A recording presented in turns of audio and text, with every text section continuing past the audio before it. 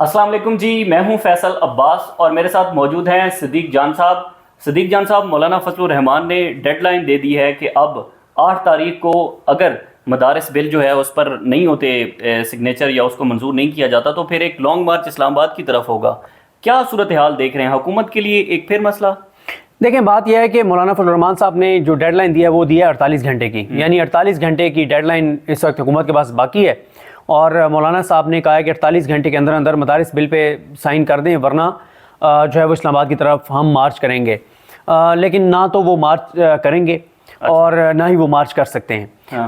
मैं आपको बता देता हूँ कि इसके पीछे कहानी क्या है, इसके पीछे गेम क्या है। ये मौलाना फजलुर रहमान साहब को लॉन्च किया जा रहा है और लॉन्च किया जा रहा है 26 नवंबर से तवज्जो हटाने के लिए। मौलाना साहब के साथ हुकूमत के तमाम मामलात ज़बरदस्त हैं, आउट क्लास हैं, शानदार हैं, सब चीज़ें तय हैं और मौलाना साहब को आप गैर एलानी तौर पर हुकूमत का हिस्सा समझें। और मैं आपको बताऊं कि मौलाना फजलुर रहमान साहब ने जब 26वीं आईनी तरमीम में अपना किरदार अदा किया तो हमने भी बहुत तारीफ़ की कि जी मौलाना फजलुर रहमान साहब ने वाकई ये चीज़ें रुकवा दी हैं और ये हो गया, ये हो गया, ये हो गया, हमने बड़ी तारीफ़ की। अच्छा हुआ ये कि हमारी तारीफ़ करने की वजह ये थी कि मौलाना साहब ने ये बताया और मौलाना साहब के लोगों ने बताया कि मौलाना साहब ने इस शर्त पे 26वीं आईनी तरमीम को वोट किया है कि पैनल ज़रूर आएगा 3 जजेस का, लेकिन मंसूर अली शाह साहब ही चीफ जस्टिस पाकिस्तान बनेंगे। तो हमें लगा कि यार ये तो मौलाना साहब ने ज़बरदस्त काम किया है कि ठीक है, हुकूमत ने भी अपनी ज़िद पूरी कर ली है कि 3 जजेस का पैनल आएगा, लेकिन बनेंगे मंसूर अली शाह साहब ही। ये कहा मौलाना फजलुर रहमान साहब ने। और मुझे उस मुज़ाकरात में शामिल एक अहम शख्सियत ने कॉल पे बताया कि हमें हल्फन ये कहा गया कि जी हुकूमत के साथ हमारी यही कमिटमेंट है कि मंसूर अली शाह साहब ही चीफ जस्टिस पाकिस्तान होंगे। अच्छा, अब हुआ ये कि जब पैनल आया और मंसूर अली शाह साहब ना बने और या अफरीदी साहब बन गए तो हमें लगा कि ये तो मौलाना के साथ बड़ा धोखा हो गया, बड़ा हाथ हो गया। और अगर उनके साथ हाथ हुआ है तो आप ऐसी की तैसी हुकूमत की, अब तो मौलाना साहब इस हुकूमत को नहीं बख्शेंगे। क्योंकि मेरी ना बहुत बहस होती थी। हमारे दोस्त हैं फ़हीम अख्तर साहब कहते थे कि मौलाना साहब जो है ना वो ना भी वोट करते तब भी 2 तिहाई अक्सरियत हुकूमत ने मुकम्मल कर ली हुई थी, तो इस निज़ाम ने मुकम्मल कर ली हुई थी। लेकिन मैं ये कहता था कि फ़हीम भाई, सवाल ही पैदा नहीं होता कि मौलाना के बगैर हुकूमत ये तरमीम करे। क्यों? मौलाना साहब के पास मदारिस की ताकत है, बिल्कुल, जिसको हमेशा वो बेचते हैं, जिसके ज़रिए वो हमेशा इदारों को और हुकूमतों को ब्लैकमेल करते हैं। तो हुकूमत नहीं अफोर्ड कर सकती कि वो मौलाना साहब को इग्नोर करके और वो ये आईनी तरमीम कर ले। और वो अब तो देखे ना कि सेनेट में 2 वोट तोड़े गए थे। अगर मौलाना साहब ना जाते तो कितने वोट तोड़ने थे? 7-8 वोट तोड़ने। 7-8 वोट तोड़ने से ये तरमीम इतनी कंट्रोवर्शियल हो जाती कि देखे ना कि बड़ा रोला पड़ जाना था। फिर कौमी असम्बली में इसी तरह से उन्होंने अभी 7-8 बनाए तो इससे ज्यादा लोटे बनाने पड़ते। सारा कुछ नहीं हो सकता था, नामुमकिन तरीन था। लेकिन खैर, हमने फ़हीम अख्तर साहब से बड़ी हमारी अकीदत है, हमने उनकी बात मान ली कि चलें जी मौलाना साहब इसलिए चले गए क्योंकि उनके बंदे भी टूट गए थे, उठा लिए गए थे और उन्होंने अपनी इज्जत बचाई और उन्होंने तरमीम में वोट दे दिया, लेकिन इस शर्त पे कि मंसूर अली शाह साहब चीफ जस्टिस पाकिस्तान होंगे। अब वो तो ना हुआ। अब देखें, मौलाना फजलुर रहमान साहब ये जो अब जिस चीज़ को बहाना बना रहे हैं ना कि जनाब वो मदारिस के हवाले से जो बिल था उसके ऊपर दस्तखत नहीं हुए। बात यह है कि इस वक्त अगर मौलाना साहब ने किसी बात पे स्टैंड लेना ना तो वो मदारिस के बिल से ज़्यादा बड़ी अहम इशूज़ हैं जिन पर उनको स्टैंड लेना चाहिए, जिन पर उनको खड़ा होना चाहिए, उसके ऊपर वो खड़े नहीं हुए। अब 21-22 अक्टूबर को ये तरमीम हुई थी और जब ये तरमीम हुई थी 21-22 अक्टूबर को, तो मुझे बताएं ना कि जब 21-22 अक्टूबर को तरमीम हुई थी तो जो बाकी चीज़ें थी वो तो विद इन आवर्स, यानी 2-4 घंटों के अंदर अंदर गजट नोटिफिकेशन हो गया। बिल्कुल, इसका नहीं हुआ था गजट नोटिफिकेशन। तो मुझे बताएं, मौलाना साहब जो हैं वो तकरीबन 44 दिन गुजर चुके हैं, 44 दिन से खामोश क्यों थे इसके ऊपर? भाई 44 दिन से आप खामोश थे ना, आप 44 दिन क्यों खामोश रहे?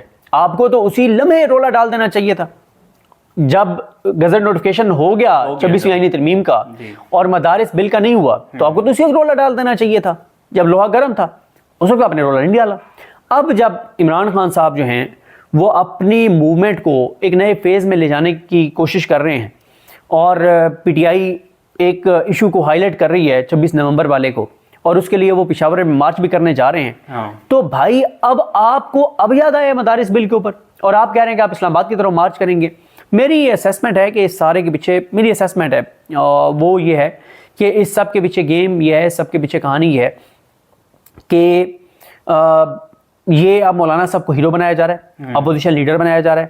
مولانا صاحب بڑی بڑی دھمکیاں دیں گے, بڑے بڑے بیانات دیں گے اس حکومت کے خلاف, اور بڑا للکاریں گے, اور ان بیانات کی میڈیا کوریج کرے گا, اور پورا ایک پاکستان کے اندر ماحول بنا دیا جائے گا کہ اس حکومت کی جناب ایسی کی تیسی مولانا صاحب آ رہے ہیں, اور پھر مولانا آ رہا ہے, اور یہ ہو جائے گا اور وہ ہو جائے گا, اور بڑی بڑی ہائپ کریٹ کی جائے گی. اور ایکچوئل میں اصل میں جو ایشو ہے 26 نومبر والا, اس سے بھی میڈیا کا, سوشل میڈیا کا دھیان ہٹانے کی کوشش ہے. بالکل ایسے ہی ہے نا کہ ایز اے اپوزیشن لیڈر مولانا صاحب کو میڈیا کوریج دے رہا ہوگا, ان کی پریس کانفرنسز دکھائی جا رہی ہوں گی, ان کی دھمکیاں دکھائی جا رہی ہوں گی, اور ہو سکتا ہے کہ مارچ شروع بھی کروا دیا جائے مولانا صاحب کا.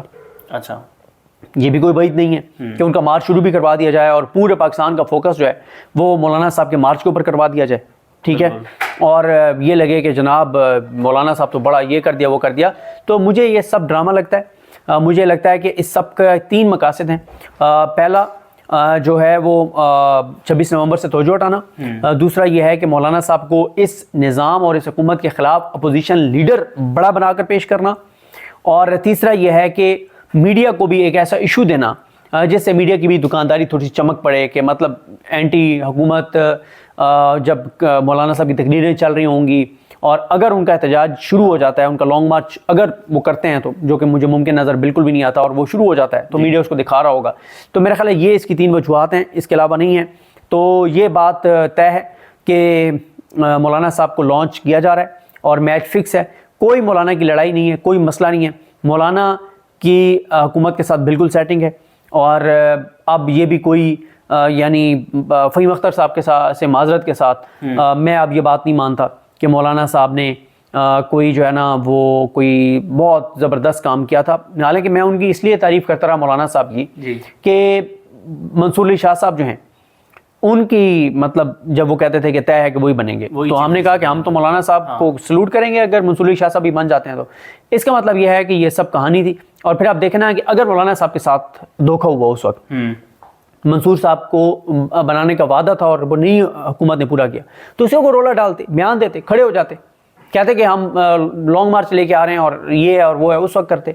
تو یہ سب ایک ڈرامہ ہے. اچھا, ایک اور چیز صدیق جان صاحب ہم نے دیکھی ہے کہ جب فیصل وابڈہ ملاقات کے لیے جاتے ہیں تو وہ مولانا فضل الرحمان کے گھر کے باہر جو اپنی پریس کانفرنس کرتے ہیں اس میں کہتے ہیں کہ جو عمران خان کی رہائی ہے میں اس سے متعلق کوشش کر رہا ہوں.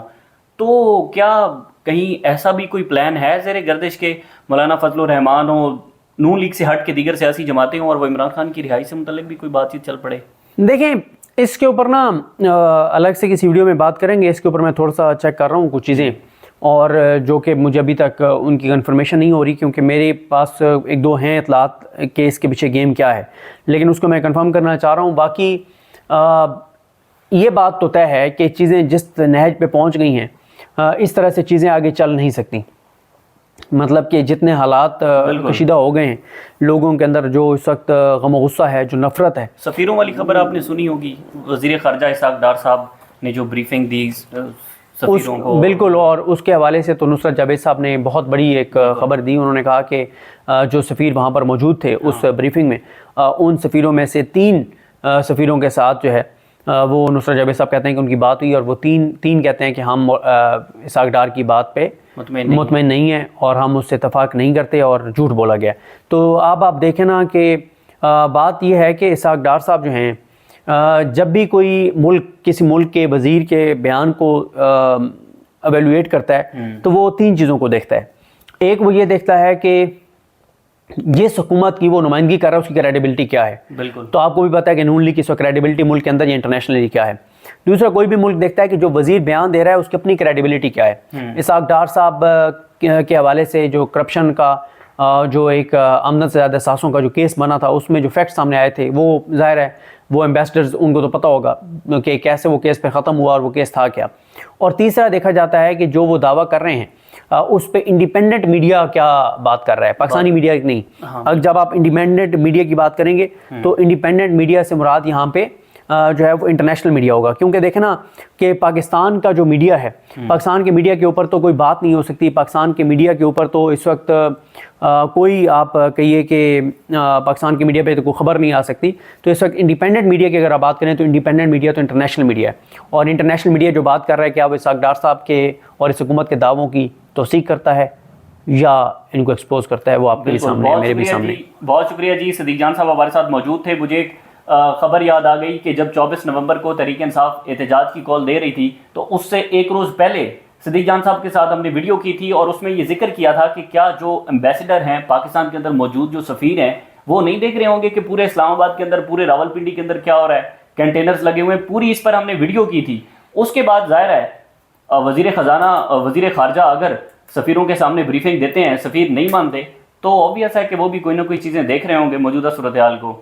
بہرحال ملتے ہیں اگلی ویڈیو کے ساتھ، اجازت دیجیے، اللہ حافظ۔